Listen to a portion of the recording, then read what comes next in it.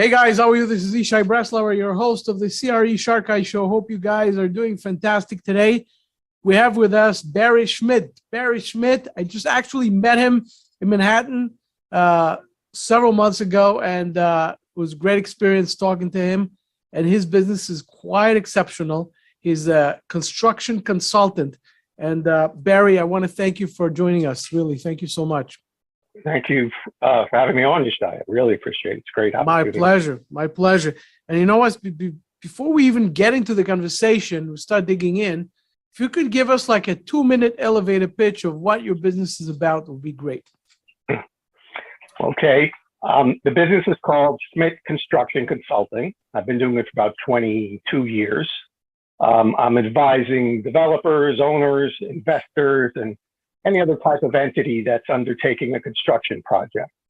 It could be, a tenant or an institution, government office. And we guide them and help them through the actual process, the bricks and mortar process. So it's from the service spans the conception to completion. It can start during site selection and, of course, the hiring of the designers, architects, engineers, construction company, the bidding, which is very important. And then when the construction is actually happening, there are plenty of problems to be solved, and getting it all the way to TCO, which is occupancy. And way too many projects they finish the bricks and mortar, but they don't get approved by the city, and then they sit. So that's a major focus of what I do. Try to get it all the way, get it occupied, to get the whole thing functioning right. So we have a lot to talk about, and it's great because it's a great topic. And you know what? Before we dig into the ins and outs of this business and what you do, how did you get into this? Well, I graduated a long time ago from engineering school on Long Island, and the first job I got was as an engineer for manufacturing on Long Island, but that didn't seem to have a future. And I had a friend who was working in construction, so I thought, why don't I just look there? And I found a job in Manhattan, and it was a high-rise steel building on Fifth Avenue. So, it was irresistible. And that was, a couple of years after college. And that's how I got into that. And I did it for others. I got to do the math, about 14 years. And I also got my graduate degree during that time, my business degree. So, I wanted to be in my own business. I knew there was like a ceiling for me working for other companies. I worked for construction companies and I worked for owners, but there was a ceiling. I wanted to be in my own business. So, I figured, let me just help other owners with their projects and be a construction consultant. And that's what I did. That was in the year 2000. And here we are. So 23 years. Quite a long time of an experience. Yeah. Yes, too long. And sounds very exciting. You know what? Tell me something. If I want to emphasize, if I want to understand the construction consultant role and to differentiate it from construction management or the CM, as if you please, if you could tell us a little bit about the differences, because obviously you're not a GC, we understand that, but the consultant versus the construction manager who is coming as a supervisor, meaning on behalf of the developer or the owner to come and oversee the GC, etc. I'm not talking about an open book, which we're going to talk about, but talking about a person. What's the difference between that type of persona, that type of a guy or a girl, and you? Okay, well, that's a great question, actually. And a lot of people get those terms mixed up. Construction manager. So a construction manager, I think it's a legal term. It's really a general contractor and is working for a fee instead of providing a lump sum guaranteed price for what's on the plan. So, but it's the same company. It's the same animal. It's a general contractor working for a fee. So it's simply put.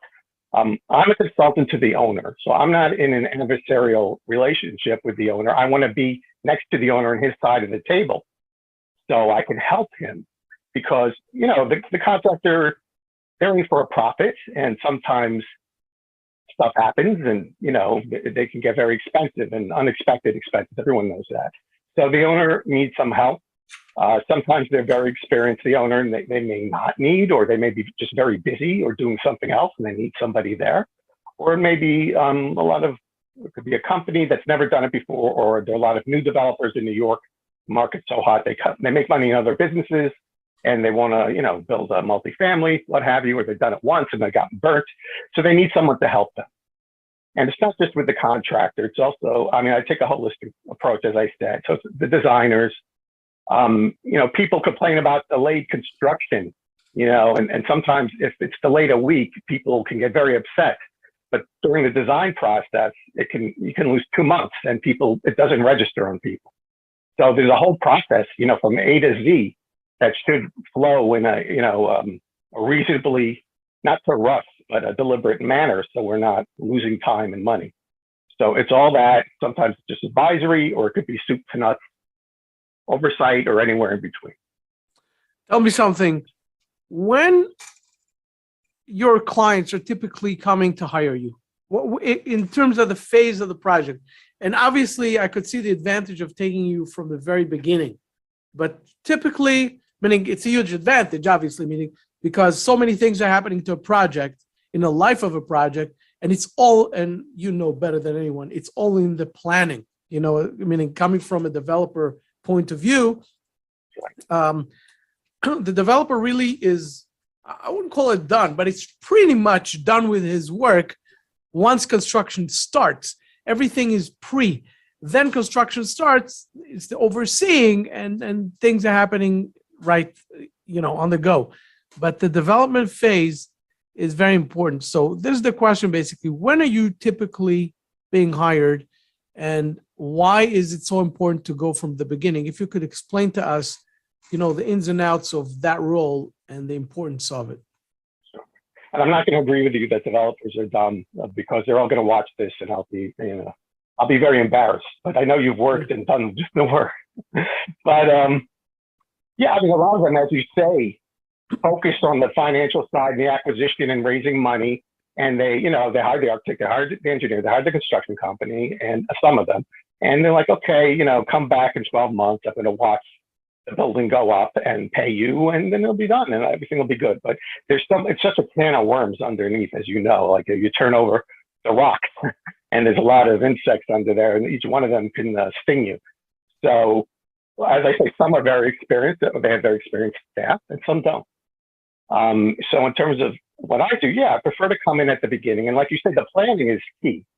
The planning is very important. But if you're not familiar with the middle, all those bugs under all those rocks, you may not be planning.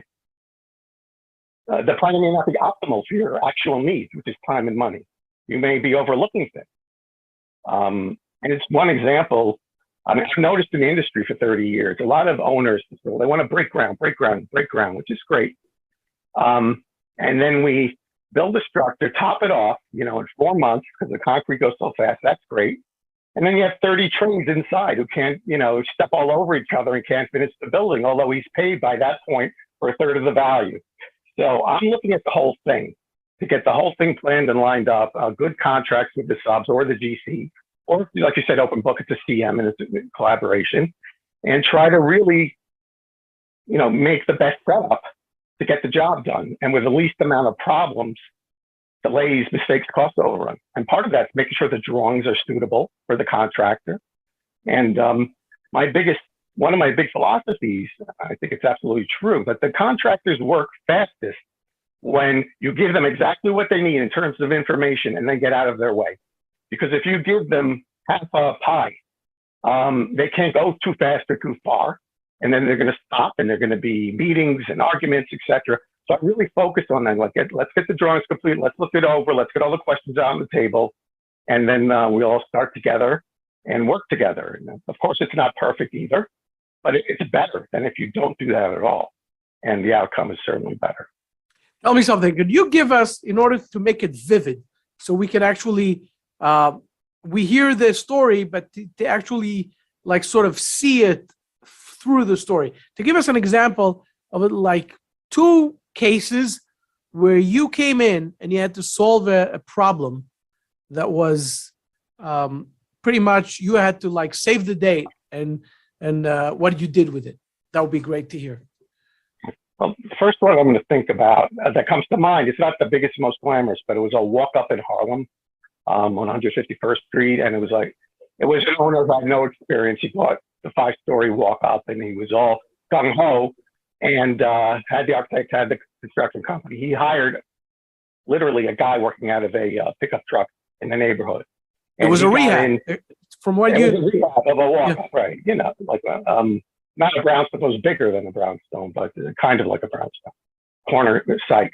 So at some point he realized, you know, things weren't going right. And there were structural changes in the rehab too, with the masonry. And I got called in, someone he knew of me. And I got there, you know, and the thing was, we were going to try to all work together as a team because it was understood that contractor wasn't very sophisticated, but we're already committed. We've already spent money. Let's just work together hand in hand and get it done. But then as it went on, the contractor kept making mistakes, and the mistakes he made, like vivid, you have joists, existing joists in a building, and they need to be replaced on a bearing wall, masonry bearing. This is an old building. So when he cut them off and put the new joists on, they weren't properly connected anymore into the masonry. So they were useless. And he already charged so much money for it. It has to be done again. And then the more we look, the more mistakes. So at some point, that was before 2008. And I had to advise my client that we need to stop and he should sell it. That was one of the considerations he had, but he really didn't want to. And I mean, save the day. I saved his day. I don't know if I saved my day because it cut the project short, but I have to do what's right, of course. And he would have been in big, big trouble. He would have spent way more than the value of the building. And they knew it. And I love to remember that because it was a little, like I say, I love the projects to go on as long as possible. But if the client thinks I'm doing that, you know, I work at will, so I'm not going to be around very long. So I always do what's best in the best interest of the customer. In that case, we had to stop, and we did. That's an amazing story. It sounds like, you know what, let me ask you this. What is typically the size of a deal where you're being called on? Because I'm assuming there's a certain size that, you know, nobody would think I need a construction consultant, but there's a certain size where more problems can occur. It's more complex, and there you probably come in. Could you tell us? Yeah, it's a good question. I mean, that's true. The consideration that if it gets too small relative to the fee, it might become less tenable. I try not to box myself in high or low. But there's sometimes a really small project doesn't need a project manager. I'm looking at a brownstone right now. It's a brownstone condo that had a additional floor added in Brooklyn a couple of years ago, and now it's leaking. And, you know, there were reports it's leaking all over the place. And that could be a $10,000 problem, or it could be a $500,000 problem if it's not handled right.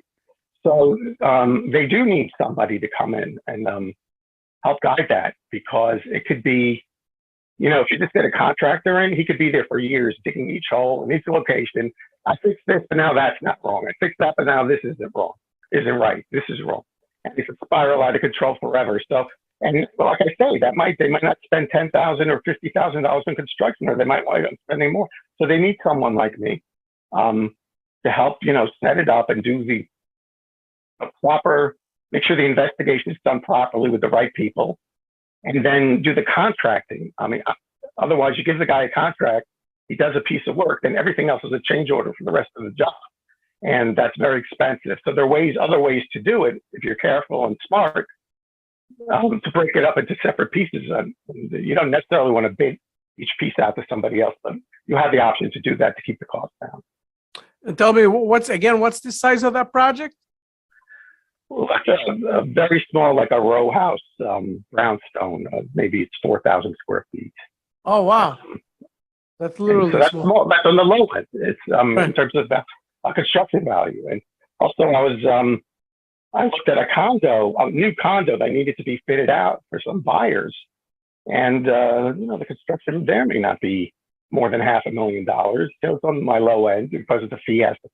But, you know, if they're around, or if there's special things in there, let's say they work, maybe they're in Europe, or maybe they're half the time on the West Coast. They need somebody or they're going to get, probably, or not probably, but maybe taken advantage of, or they just might not get what they want. So there are cases where the value, the construction value is low, where it does, pay for them to invest in a fee to have a manager there. Tell me something. What would be the largest project you got involved with in the past, which was exciting to you, and you remember it like as a great experience? That's like separate questions because they're not all the largest ones aren't always the greatest experiences, but it is a lot of fun, So I think the biggest, I worked on two very large dollar value projects, but one was more upfront. So I'll just mention it was in the B. Altman building. It was the City University of New York Graduate School, which is still there. And we had just finished, this is when I was an employee.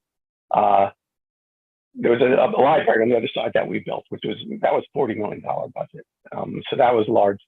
Then when I started consulting, I took an outsourced project team supplementary role for Millennium Partners, and they were building a bunch of very large Ritz-Carltons here and across the country.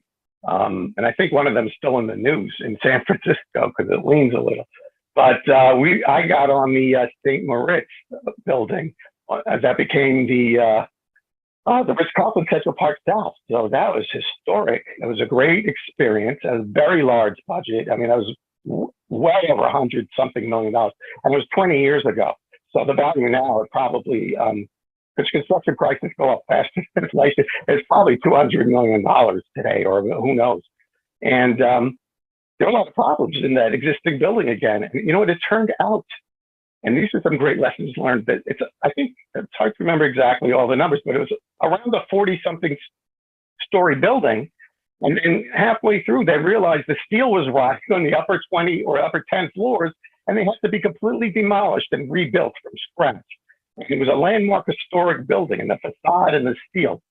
So, and that's part of what drove the cost up. So that was extremely intense and complex and expensive. And it was a great team. I was happy to be part of it, and it was a great experience for me. Sounds exciting. And it sounds also unique because you probably get involved with things that are a bit more complex than usual, or they don't have to be most complex, but in terms of the owner, for them, there's a complexity that they need to get through, and they need someone to. So you know what?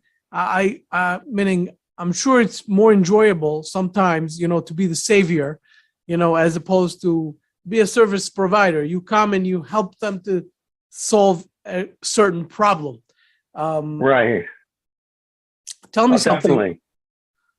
Tell me something. I want to shift gears a little bit and talk about the relationship that a consultant has with the team. I mean, the whole construction team is huge, and it starts from the development phase, with whether it's the financial part, with whoever and whatever, and then it goes to the architectural, to the construction, structural engineering, and MEPs, and you have all these people around, Absolutely. from HVAC and this and that, and everybody's coming and going, and everybody has an interest. And I've sat on the table where people had, disputes.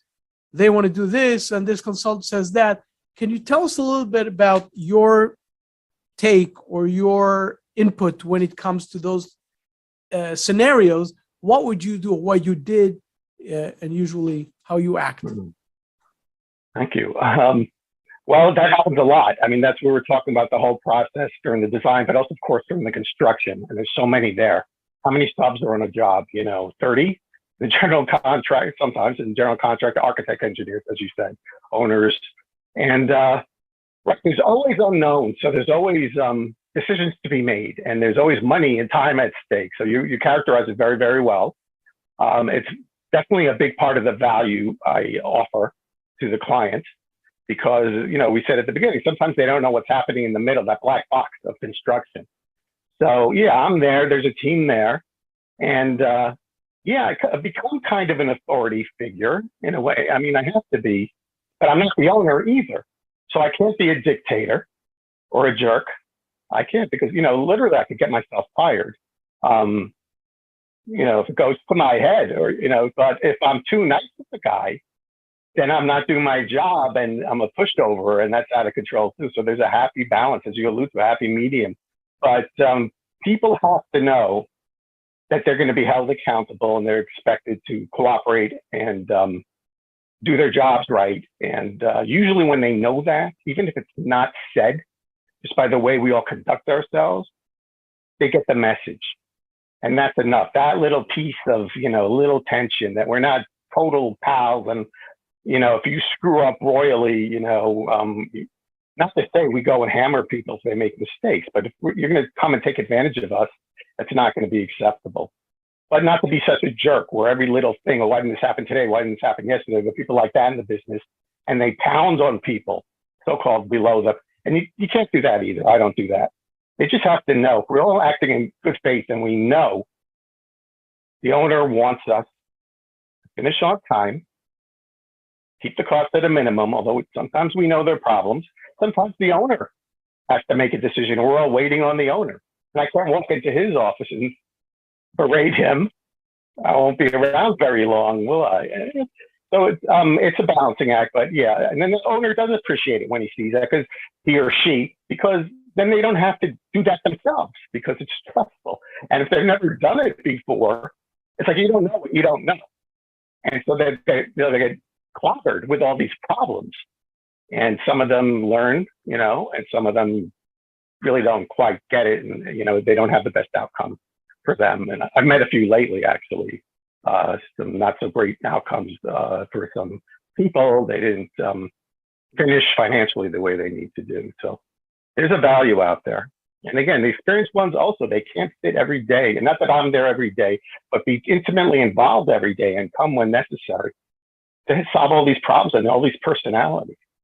So even if they're like so qualified in that area, they have a higher and better use for their time. And then in addition to that, there's technical problems sometimes on the site. And I'm not afraid also to get my hands and shoes dirty and go there. And, I have an engineering degree. I've been doing this for a while. So, and sometimes, people don't talk to each other on projects. You get everyone there and they start screaming, but did you look at this? Did you look at that? Architect, did you see this? No, nobody told me. But just to get everyone there and solve the problem literally when it happens or as soon as it happens. It's all part of it, not just at a conference table.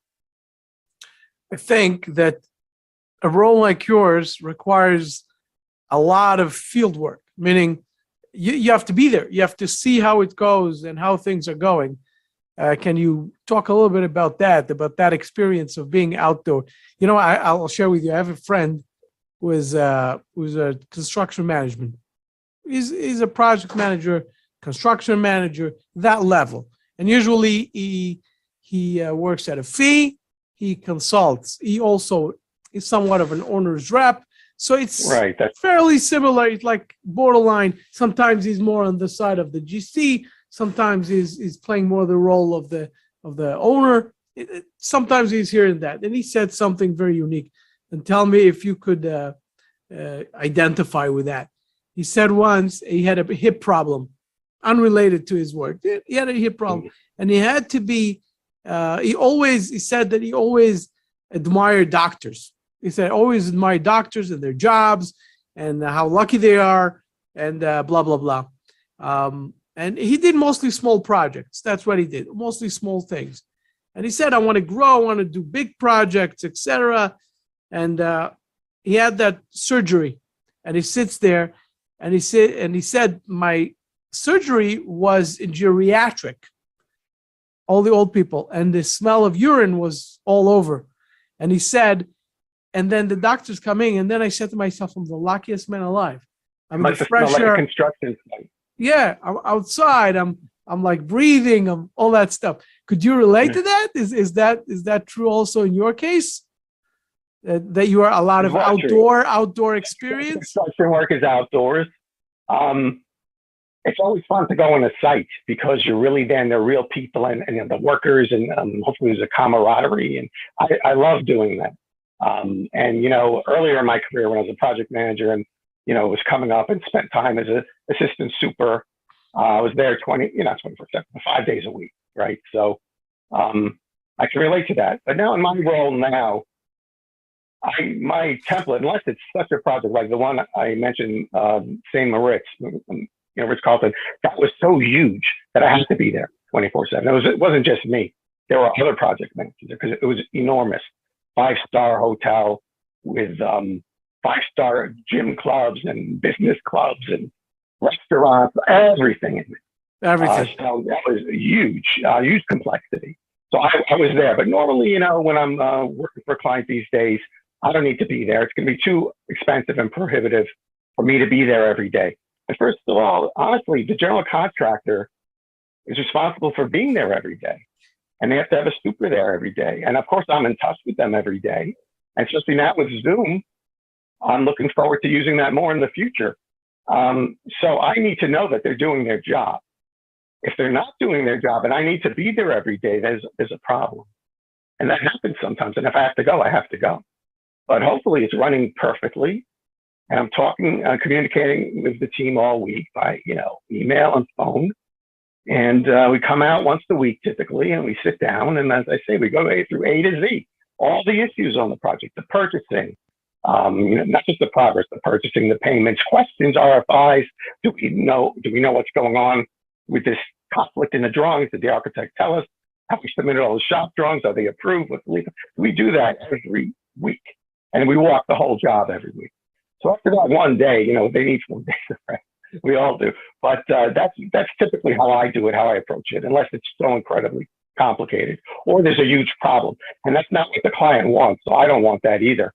But sometimes you have a crisis, or you're called in the middle or late, and you got to go. Or the thing has to finish. We're opening the school in 4 weeks.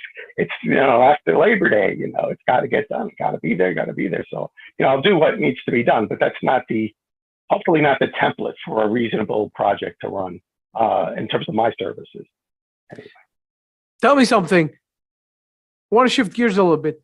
Talking market-wise, and you were mostly in Manhattan, if I understand correctly, for the most part. Manhattan, yeah, Manhattan-centric. So of course I do my marketing and networking there. I think you and I met at a networking event in Manhattan, and then I meet people and get referrals, and they're usually in a circle somewhere around Manhattan. In Manhattan, tri-state area, 5 boroughs. So that's basically my, territory. How would you call today's market in terms of development, construction? It's a very unique situation today with caps are so low and people are getting into them. What type of projects you meet nowadays? What type of owners will approach you for consultancy today versus, I wouldn't say COVID, but let's say pre-COVID, meaning today versus pre-COVID? Where are we in terms of construction and in terms of the development phases and the types of projects around New York? Well, when I look back at the past 12 months, which is basically the end of COVID till now, I thought and still believe it came back really strong. It was kind of similar. We were coming back, not the very beginning. And then, of course, there's a problem with commercial space, and hybrid workers and Zoom workers. So there may be low demand and low construction there, but there's also demand for renovation and repurposing those spaces. So it looked really good, frankly, a good economy then and now. Now, looking forward, the next 12 months may be a different story because there's a lot going on in the world. That wasn't going on a few months ago, like inflation and a war and, some other things. So this all could change. But up till now and pre-COVID, first of all, New York has a structural housing shortage. It's been there for my entire career. To me, it only looks like it's going to get worse. So that means there's always a demand for housing and there's always a demand for housing development. So from my perspective, as long as I'm in the industry, there's work for me and I'm happy, although I don't just work on residential multifamily. But that's a driver, I think, or at least for private sector, not public construction in New York. Right. That could start to change because a lot of the regulations and laws, I don't think people realize what's coming up, but that could change too. And the other piece of the uncertainty in the future, there's, I don't know if you heard of Local Law 97, which is relates to, frankly, the Green New Deal. Every owner is going to have to retrofit their building of a certain size. And there are other regulations coming on in terms of prevailing wages for certain projects. And that law is brand new and it hasn't been vetted out through the bureaucracy. And there's uncertainty how many projects it's going to apply to, but that could hugely raise the cost of construction in New York State. And then there's the 421A, which I think everyone watching knows is going to expire soon. I don't think there's anything there. So the future is actually very different than the last 12 months in the past. So I always found multifamily as a prime source. I think it will be, but I think unfortunately costs are going to go up. And there'll be less people doing it and a higher barrier entry to become a developer, construction manager. But there'll always be a demand because it's so difficult now. There's going to be a need. People need housing in New York. There's shortage. There's shortage. We know that. It's going to get worse, in my opinion, which is unfortunate. I wish we could just build whatever's needed and satisfy. And that would be enough. The city would grow. But that's not the case. And we may be at a turning point, as I said. A very interesting market, and very interesting activity. Would you say that you're mostly in the residential aspect, multifamily, condo development, that kind of stuff, or are you also going to office, retail, industrial every once in a while, or no? No, yes, the second part. Definitely multifamily is where the strong, core of the business in New York City, but I work in all types of projects, so new, out of the ground, renovation, multifamily, commercial fit out, retail fit out, light industrial. So any type of construction, as I say, that relates to a building. So if someone says, look, I'm rebuilding my nuclear power plant in New Jersey, can you help me? It's like, no, sorry. But anything, just a regular, bread and butter building in the real estate arena here in, the tri-state area, that's the type of thing I've been doing and keep on doing. That includes I mentioned hospitality too. I don't want to forget. And right, schools. Hospitality. Right. Okay. It's Carlton. You said all those types. Yeah. Tell me something when it comes to all those asset classes and the type of construction that you'll be involved in. Which one is most challenging from the construction point of view, and your involvement? Yeah. I have to go back to that Ritz-Carlton project because it was a renovation and in a 5-star, it's beyond 5-star. I used to work for a developer who was developing hotels. This was before that. And he was developing some multifamily. And it was like, you can't describe how many stars are in some of these hotels in New York, especially in that area, 59th Street, 57th Street. So it's beyond. But it's a historic building. So the details and the intricacy, plus the existing conditions. So that really is complex. But then, mentioning a school, I recently finished up a small school, 15,000 square feet, but it was in a landmark building in Cobble Hill that used to be a movie theater and was renovated 10 times and had like 10 different structural systems in it. So again, it's not the Ritz-Carlton, but that's challenging because really nobody knows what's in there. And there was due diligence done before I got there, and it wasn't done so great. And so that was very challenging too. But the happy part of it is we got through it, and the school now is doing very well, and we got inside. But that was challenging. The renovations are very challenging, to say the least. Tell me something. Was there a project where you stayed all the way to the end, occupancy, the whole thing, or it's most times when the problem is quote unquote solved, you are pretty much you're moving to the next thing? How does it work? Well, ideally, and most of the time it is through occupancy because that frequently is the hardest part of the project, even after all the design and construction work's done. It's dealing with the bureaucracy, and you can't even blame the bureaucracy per se because they have their rules. And what I found is nobody is focused on that TCO until a week before it's needed. I might be exaggerating, and it's a blanket statement, but typically the contractors are worrying about finishing the construction. And I said the owner even, get in the ground, I'm topping off in 4 months. But I know, and and a lot of other people know that there's all sorts of stuff that has to happen, not just bureaucratically, but in the design and inspections and sign-offs. And That's a lot of work. So I'm ready to sign off the building, but I didn't apply to the fire department. So now there's a 6-week backlog. And we have to sit waiting 6 weeks and hope we get an inspection, right? You know exactly what I'm talking about. And then we fail.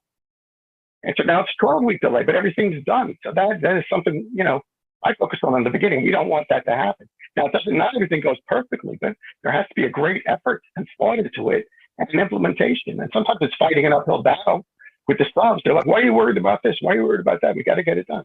Hey, guess what? If it's done and no one can move in, what good is it? So, yeah, I should be there to the end. Usually I am.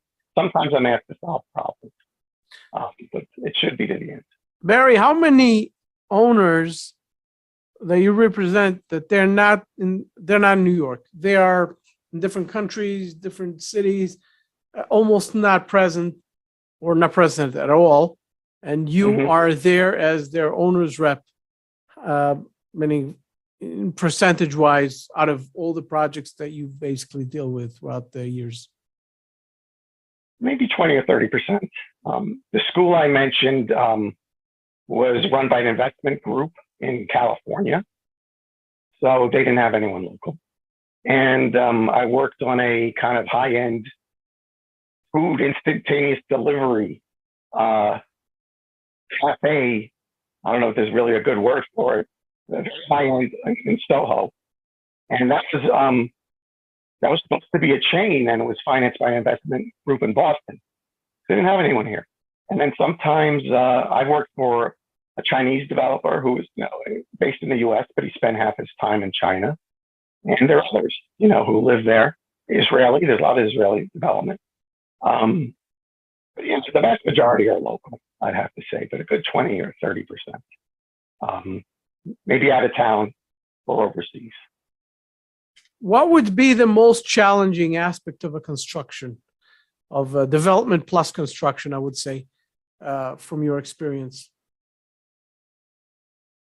Which point is the pitfall for most people are saying, that is my problem, and you have to come in for the most part for that?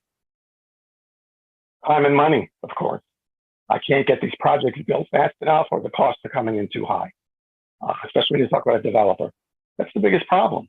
What would be the black box? What would be that cost issue usually? Meaning, obviously, it could be 5 million things, but I'm saying from your experience. Well, if the project isn't designed or purchased properly, or if there's a lot of, if it's a renovation, and even if there isn't, there's a high probability of change orders. And sometimes they could spiral out of control. And someone inexperienced doesn't know how to deal with it. They weren't expecting it. Or like I say, they are experienced with it, but it takes so much time to deal with it. It's like they get flooded with paperwork. So that's a problem. And as I described at the beginning, if you're starting off thinking about that and working with the design team and then the bidding, and then is it a general contract where it's lump sum? If you rush into that early, some clients, they have a roll-up drawing. It doesn't even say, it says for bidding only. And then they buy a general contract off of it. And guess what? It doesn't say for construction, so they have to be changed again. Now, all of a sudden, they have change orders, and nothing should have changed. So they didn't know what they didn't know. And that creates delays, and time is money. Or if people take, for example, the low bidder, and they're not capable of completing, or they overpay because they didn't realize the value of the work, and now there's not enough money to finish. Things like that could create real big problems. But yeah, you want the whole thing to flow. And then there has to be the planning up front, and then, keeping an eye on it the whole entire way. As I said, go through A to Z next week, every week. And if you don't go to A to Z every week, you're still not going to catch 100% of the problems doing that. But you'll catch a lot of them. So it'll be less expensive and way less delayed if you're diligent, and hopefully get that TCO pretty soon rather than very much later. So it's kind of all of that. This is so unique, meaning this role is such a unique role that you have, and obviously so very needed by so many, because when it comes to problems, you need someone to help solve, and especially an owner, a developer. Many times when it comes to talking to professionals, you rely on those professionals because you don't know the details. You don't understand when they tell you that there's a problem with certain beam that needs to be here or there, or a certain type of plumbing that needs to go through that, and that common introduction contradicts you, meaning a developer just understands for the most part, understand the aspect of here's a property, here's the deal, here's the money I need to make, here's the timeline, here's the amenities, here's what I want to see, here's what I want it to be. And that's why I want to serve my clients. But they don't necessarily know those details, and that's how important you are. Right. I mean, a developer of any kind of project needs a project manager on his side. So if he can't do it, he or she, or doesn't hire someone, an owner's rep consultant, they could be in for a lot of trouble. Like I say, they could do it themselves. Some do. Some are very successful doing it themselves, and some aren't as successful doing it themselves. And sometimes, look, I'll tell you, the developers, larger developers, they have huge staffs of project managers, and they're not necessarily getting the best type of project management coming out of there either, unfortunately. I'm not trying to paint a broad brush, but it does happen. So there's a lot of risk. There's a lot of risk just in the, like you say, the nuts and bolts. And the owner needs someone to watch who knows what they're doing and can shepherd it through. Tell me something before we start our goodbyes. I'm very curious about the marketing aspect of your business, because a lot of people say, okay, I know I need a GC or a CM. I know I need an architect. I know, but a guy like yourself, a person needs to understand, and being educated enough to understand that they need it. And sometimes they may think they don't. So the marketing aspect, how does it work when you want to talk to a developer and say, hey, you need me? How does that work?